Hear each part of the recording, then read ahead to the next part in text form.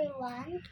Today, I'm gonna tell you a story about the kitten who has glasses.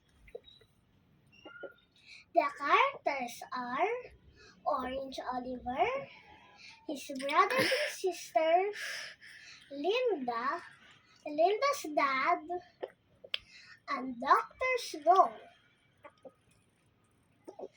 The setting is at the farm. This is how the story begins. Long time ago, Orange Oliver has great eyesight, but now he doesn't.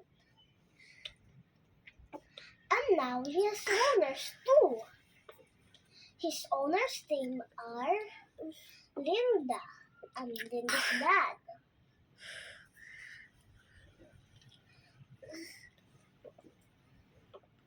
Linda's dad thought Orange Oliver was silly because when Orange Oliver was drinking milk with his brothers and sisters, the milk sometimes splashed in front of him or even at the back of him, and sometimes too at the face. So that's why Linda's dad called Orange Oliver silly. But Linda said, Orange Oliver is not silly. I think he's just clumsy.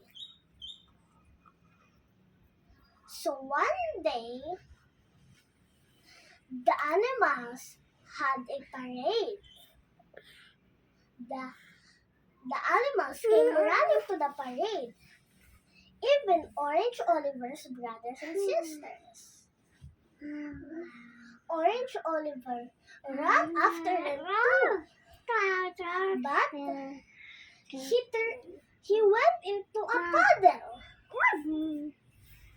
Linda saw what happened. Linda said, Oliver, did you see that puddle?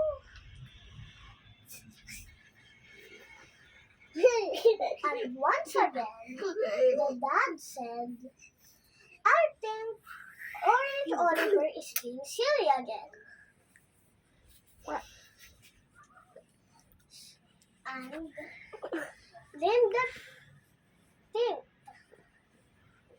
And then she thought of something.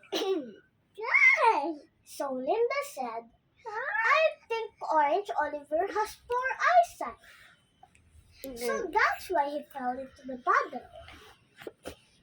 Let's take him to Dr. Snow. I think he can help with this. So off they went to Dr. Snow. Dr. Snow was busy of some of his patients. So they waited in line. When it was Orange Oliver's turn, Linda said, I think Orange Oliver needs glasses, Mr. Snow. Mr. Snow said, I think we should give Orange Oliver an eyesight test. So Orange Oliver sat at the chair. Then Mr. Snow put a small robin in front of Oliver. But Oliver just sat down. And then Mr. Snow put a big bird in front of Oliver. But Oliver didn't move. Mr. Snow tried lots and lots of pictures. But Orange Oliver didn't move. When Dr. Snow went to the very last picture, the picture was a great big eagle. And at last, Oliver went out of his chair. Meow, meow, he said.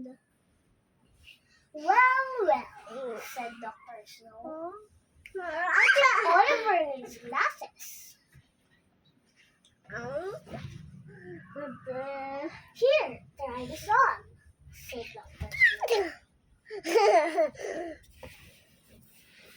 And from now on, Orange Oliver can see the puddles in the barnyard. And he can see things well too.